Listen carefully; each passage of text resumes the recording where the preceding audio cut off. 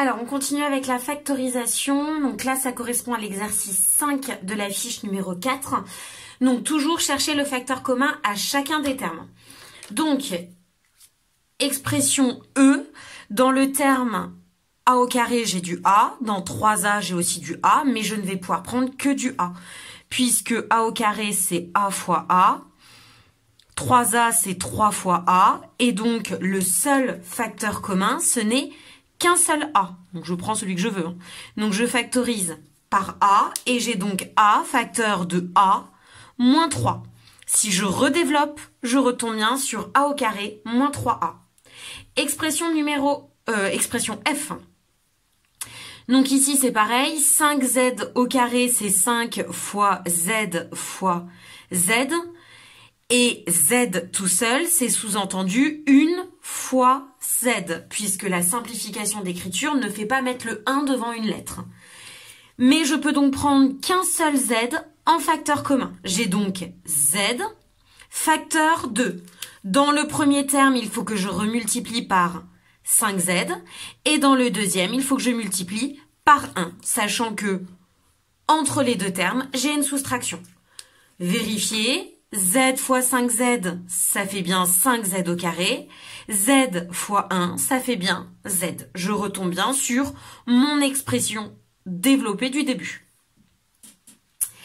6T au carré plus 24T moins 60. Je vois que le T, j'en ai dans le premier terme, j'en ai dans le deuxième, mais je n'en ai pas dans le troisième.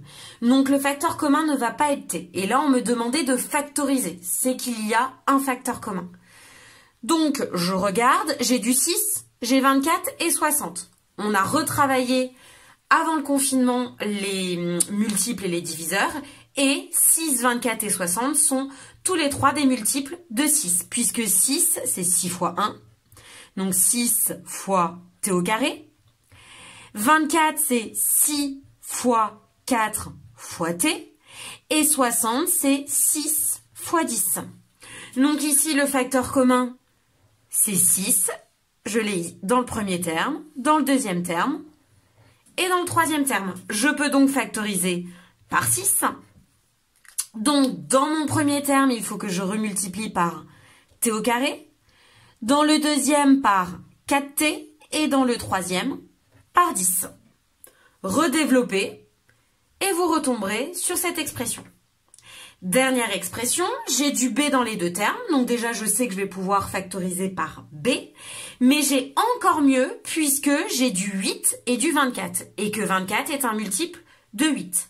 Donc 8 fois B dans le premier terme, et 8 fois 3 fois B fois B.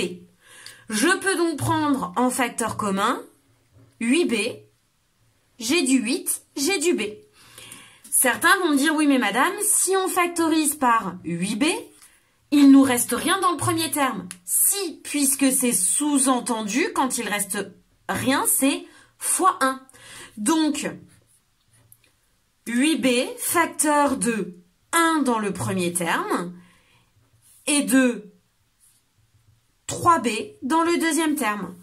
8B fois 1, ça nous fait bien 8B. 8B fois 3B, ça nous fait bien 24B au carré. J'ai donc factorisé.